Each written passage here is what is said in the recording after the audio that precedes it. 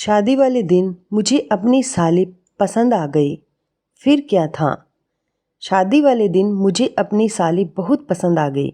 शादी की रात मैंने अपनी पत्नी को एक तहखाने में बंद कर दिया और ये शोर मचा दिया कि वो तो किसी लड़के के साथ भाग गई और अपने ससुराल वालों से कहा कि मेरी इज्जत का सवाल है, लोग जानेंगे तो मेरे ऊपर उंगलियां उठेंगी कि इसकी पत्नी तो पहली रात को ही इसे छोड़कर भाग गई।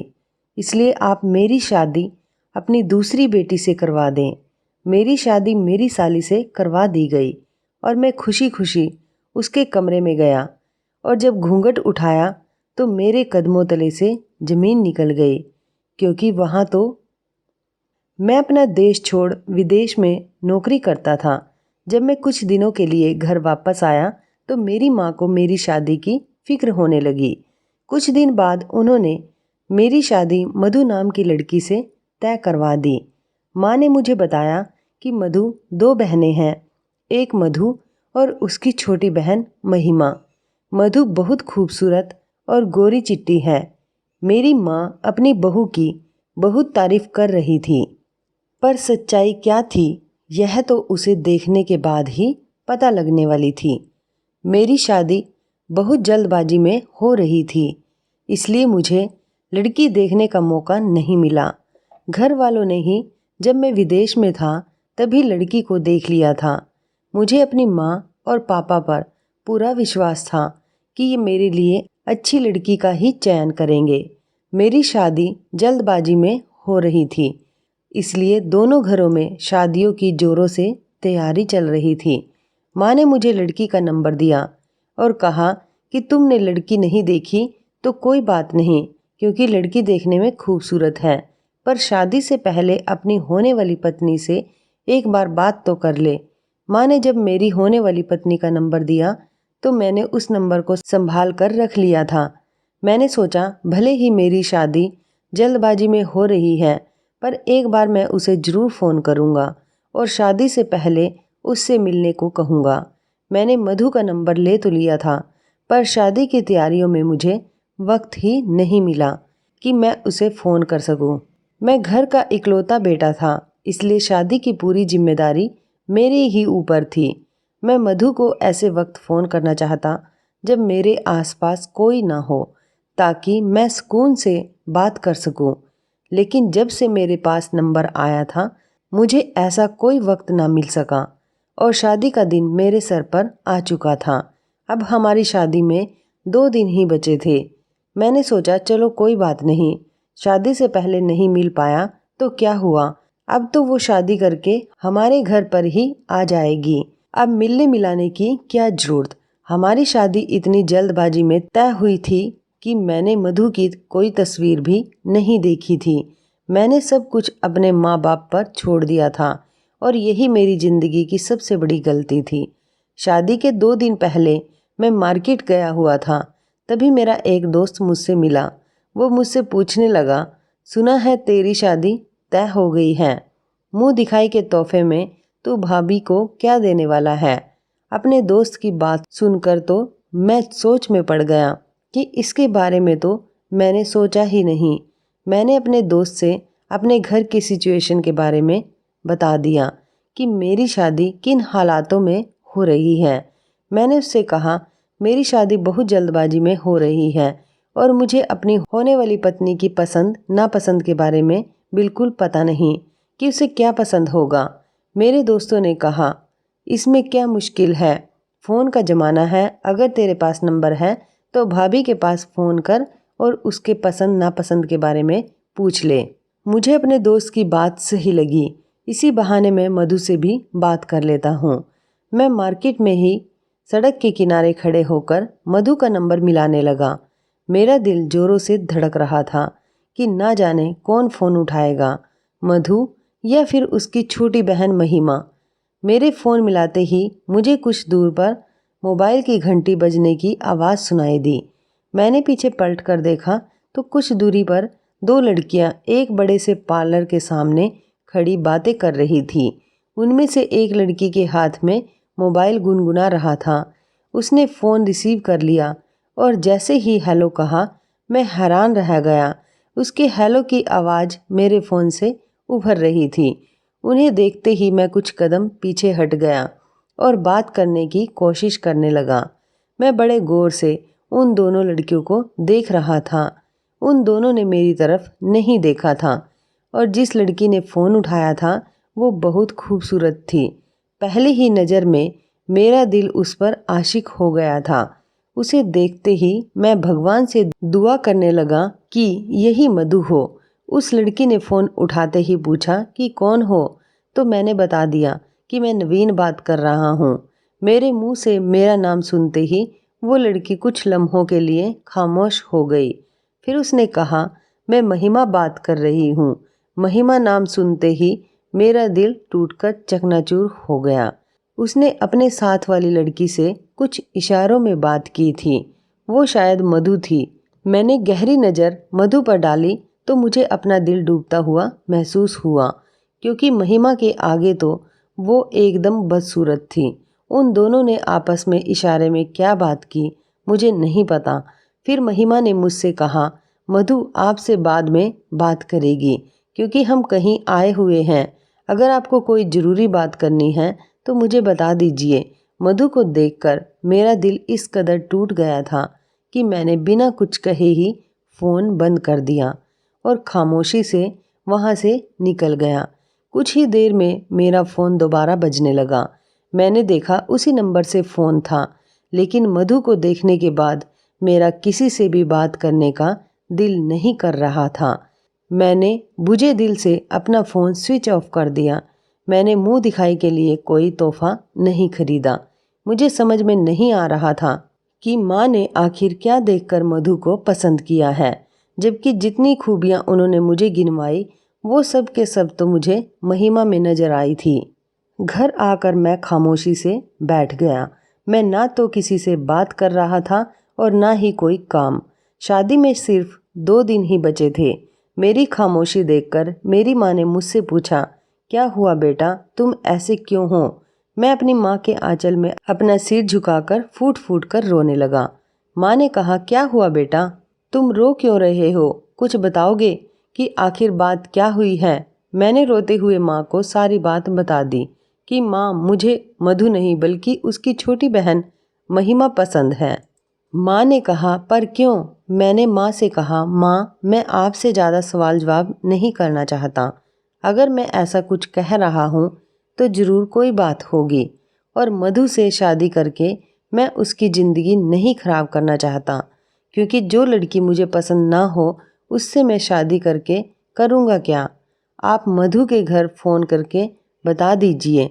अगर उन लोगों को मंजूर है तो वे लोग मेरी शादी महिमा से करवा दें, वरना मैं महिमा से शादी करने के लिए कुछ दिनों तक इंतज़ार करूँगा, और जब महिमा की शादी वो लोग करेंगे तो मैं उनके घर उसका हाथ मांगने चला जाऊँगा।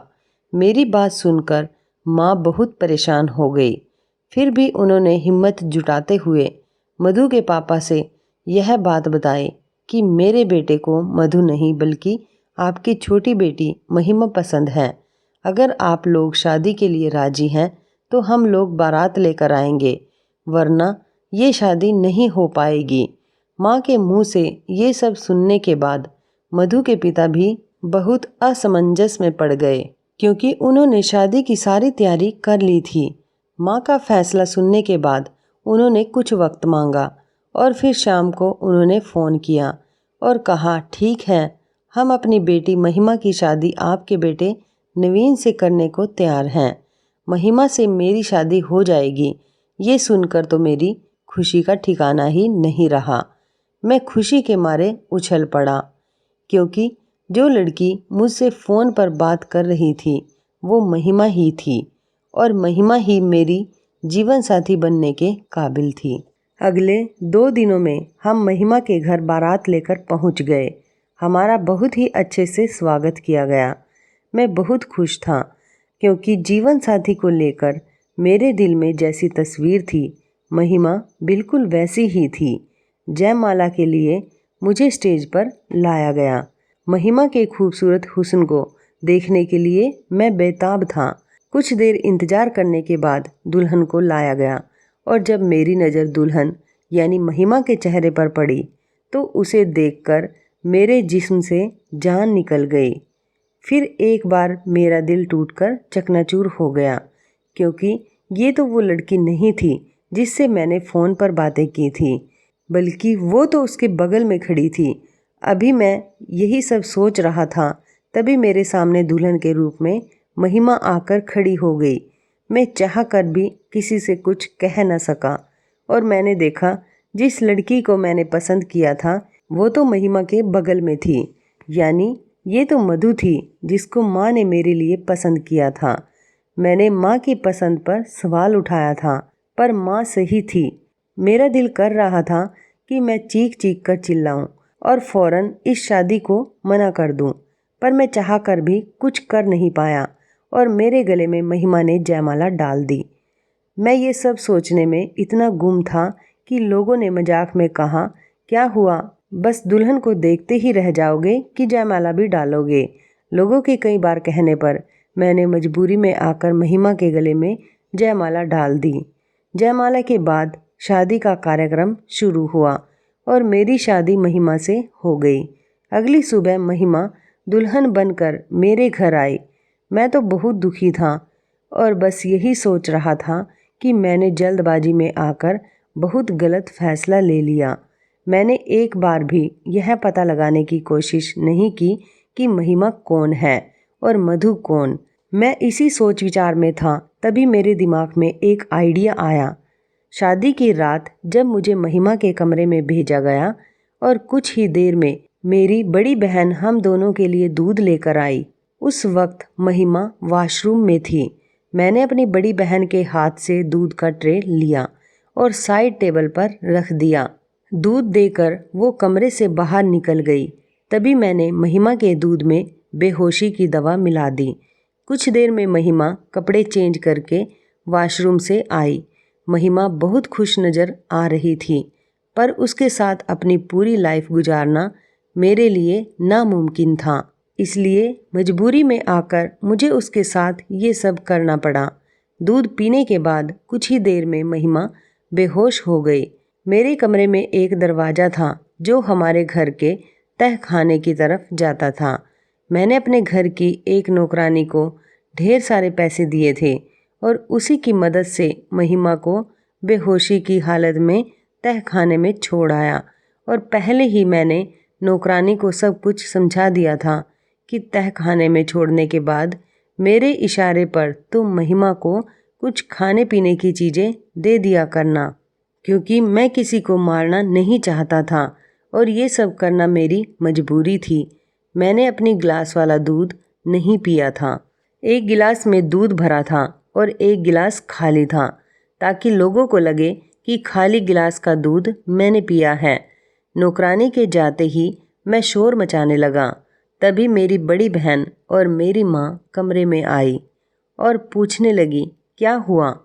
मैंने उन्हें बताया कि माँ, जब मैं कमरे में आया तो कमरे में कोई नहीं था।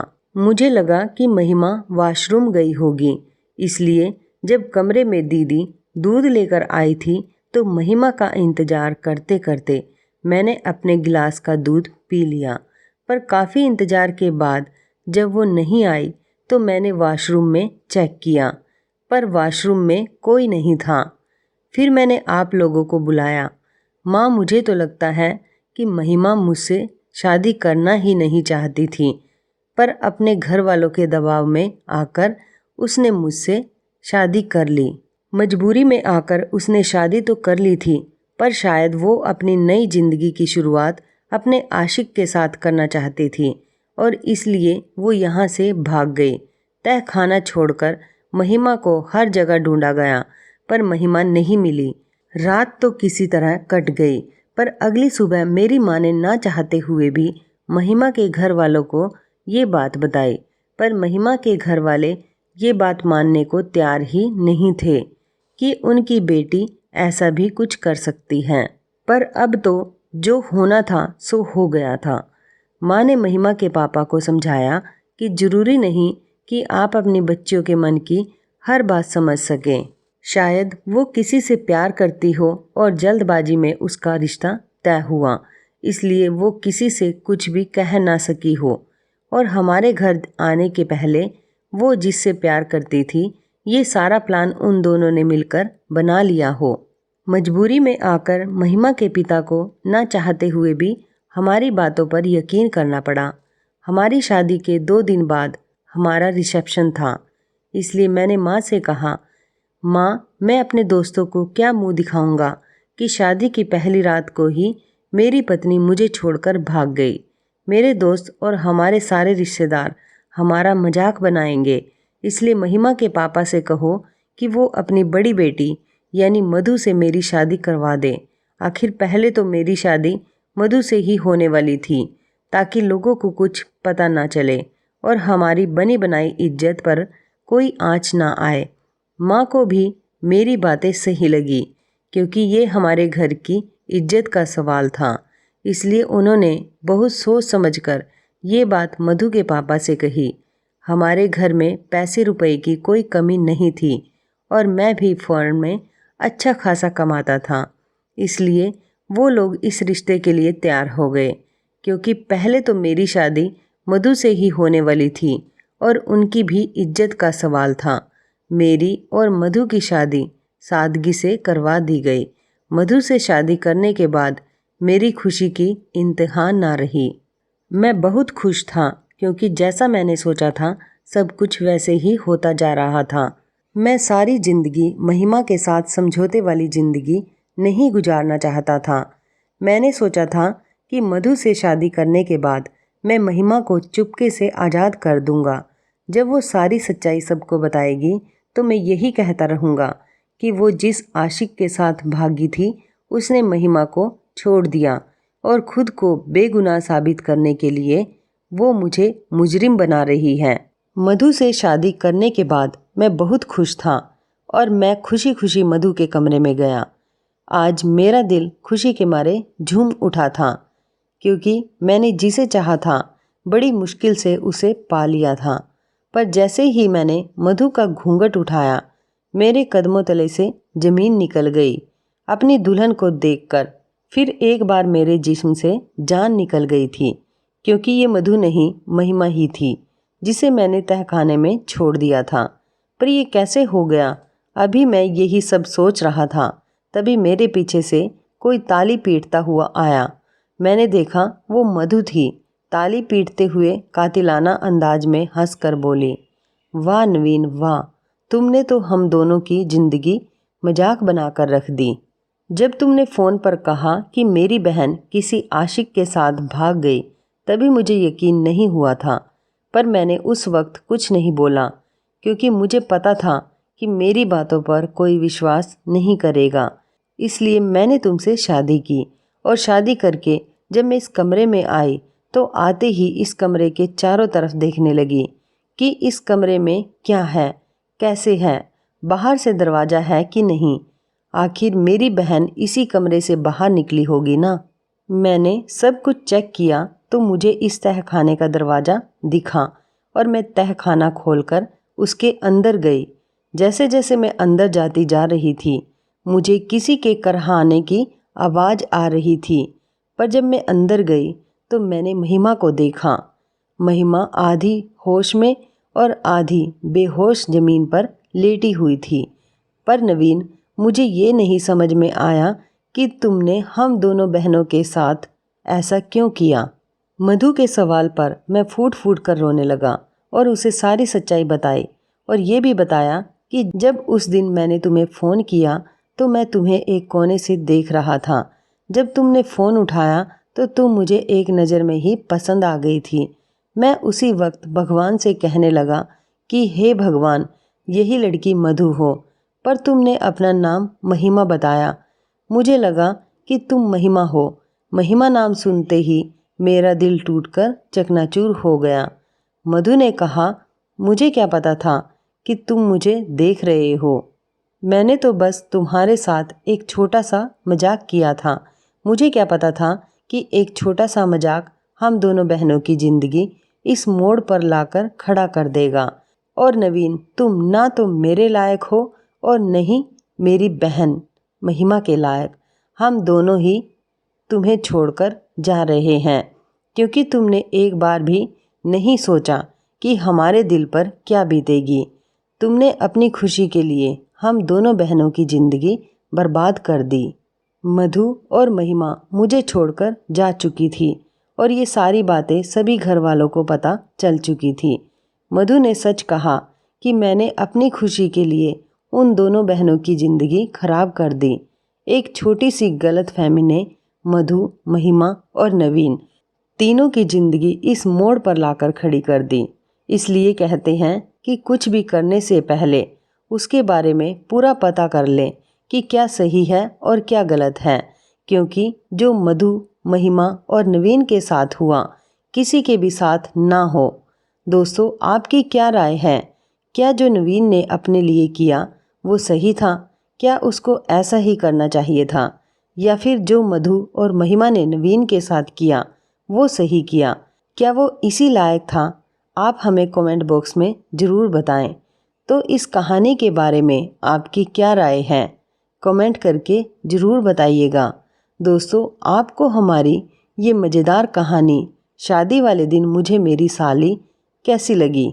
आप हमें कमेंट बॉक्स में ज़रूर बताएं।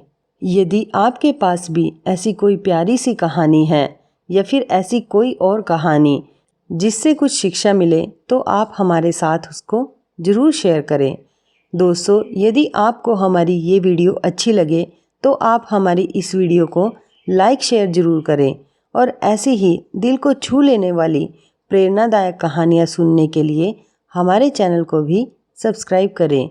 यदि आप हमें फेसबुक पर देख रहे हैं तो आप हमारे फेसबुक पेज को लाइक और फॉलो ज़रूर करें। तो दोस्तों, फिर मिलते हैं ऐसी ही ज़बरदस्त कहानी या टिप्स के साथ नई वीडियो में। तब तक के लिए धन्यवाद। आप सभी अपना ख्याल रखना। आपका दिन शुभ व मंगलमय हो।